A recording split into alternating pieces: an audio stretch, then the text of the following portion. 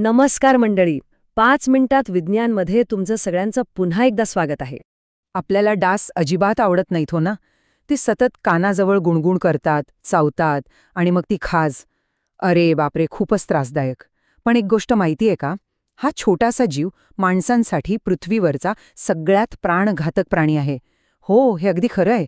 म्हणजे जगातल्या कुठल्याही प्राण्यापेक्षा, अगदी सिंह वाघापेक्षाही जास्त लोकांचा जीव हे छोटे डास घेतात. आणि हे सगळं होतं ते पसरवणाऱ्या रोगांमुळे. दरवर्षी विचार करा, तब्बल 24,70,00,000 लोकांना मलेरिया होतो.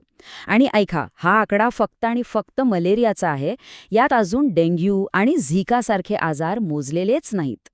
मग साहजिकच आपल्या सगळ्यांच्या मनात एक प्रश्न येतो की ह्या सगळ्या डासांना एकदाच कायमचं संपून का टाकत नाही? बरं, चला थोडा विचार करूया यावर. बघा, जगात डासांच्या 3,200 पेक्षा जास्त प्रजाती आहेत. पण आपल्याला त्रास देतात त्या फक्त 200 प्रजाती. म्हणजे सगळ्यांना मारणं हे काही बरोबर नाही, हो ना? आणि समजा आपण ठरवलंच, तर आपल्या पर्यावरणावर म्हणजे अन्नसाखळीवर याचा काय परिणाम होईल हे कुणालाच माहीत नाही.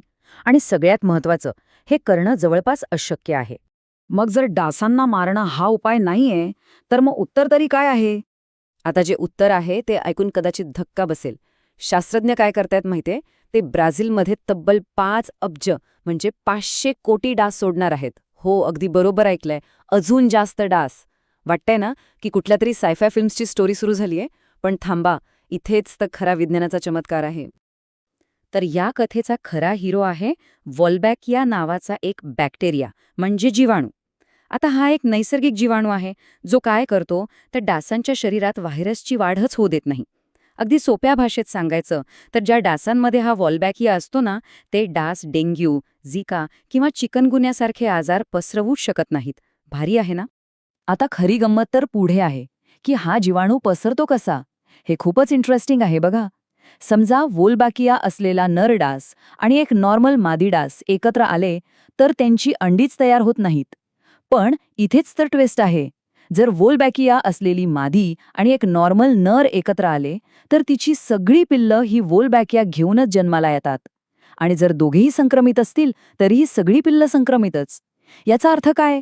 तर काही पिढ्यांमध्येच जवळजवळ सगळ्या डासांमध्ये हा जीवाणू आपोआप पसरतो. किती हुशारीने डिझाईन केलंय बघा. म्हणजे हे असं आहे जसं की वुल्बाकिया हा व्हायरससाठी एखादा बाउन्सरचं काम करतो. तो डासाच्या शरीरात व्हायरसला जागाच देत नाही, त्याला वाढूच देत नाही. आणि त्यामुळे होतं काय की व्हायरसची संख्या वाढत नाही आणि तो आपल्यापर्यंत पोहोचूच शकत नाही. आता हे सगळं ऐकायला तर खूपच भारी वाटतंय.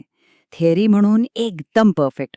पण खरा प्रश्न हाच आहे की हे प्रत्यक्षात काम करतं का? चला मग थेट रिझल्ट्सच बघूया.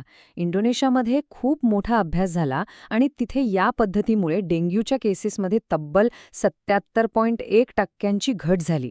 म्हणजे विचार करा, डेंग्यू होण्याचा धोका जवळजवळ 4 पटीने कमी झाला. पण थांबा, पिक्चर अभी बाकी है.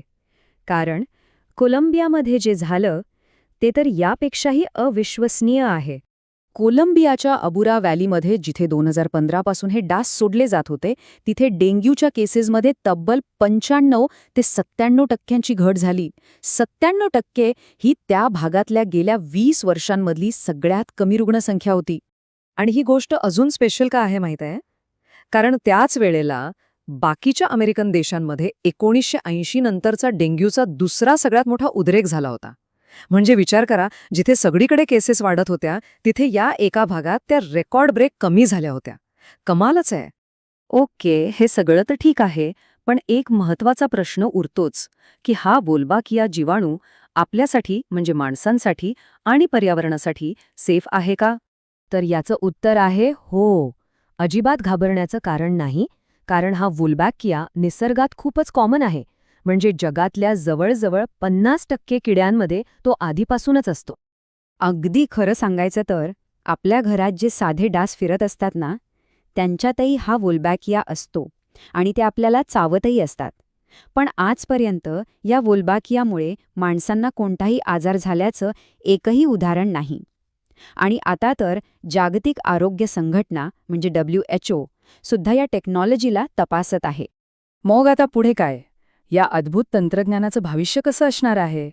तर आता ब्राझीलमध्ये एक नवीन मोठी फॅक्टरी सुरू होतीये जी दर आठवड्याला तब्बल 10 कोटी वोल्बॅकियावाले डास तयार करणार आहे.